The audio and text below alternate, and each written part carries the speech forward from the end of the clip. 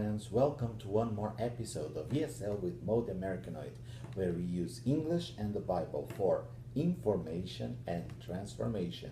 It's for your head, but also for your heart. Well, today's lesson is to teachers and students as well about writing. A teacher in Indonesia, Wanta Sis, he requested on Twitter if I could give some tips about writing and teaching writing to students. Basically, from the very beginning level, I encourage my students to write, even if it's just translation of little sentences. The book is on the table. I ask them to translate into their language or to translate from their language into English. So I try to keep it active because I work with adults mostly, and they have to use the writing skills to help them improving their language. When they go to a more professional or academic background, then they need to write essays, reports, emails, and we try to contextualize as much as possible. A very simple writing exercise that I use with my students successfully, and I've used it with many of them, it's the fish spine idea. You know what the fish spine is? Basically, it's like this. I tell them to draw a fish spine like this one here. The head is the introduction. The body is the development of their ideas, pros and cons of whatever, and then the tail is the conclusion, supporting the whole ideas.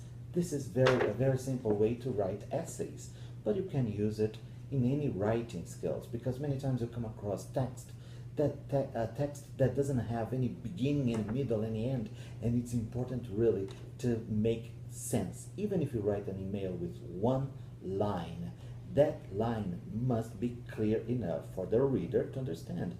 It's important for you when you're writing something to think, will the person that is going to be reading it understand what it means without knowing everything that is in here in my head? So that's the very simple idea. And the Bible brings lots of examples of writing. There are at least 80 Bible verses that include the verb write. And the one that I chose for us today is found in Colossians chapter 4, verse 18. Colossians chapter 4, verse 18. Let me just go there. It's a very simple thing. Colossians was written by Paul, and he wrote, wrapping up his letter. I, Paul, write this greeting in my own hand. Remember my chains. Grace be with you.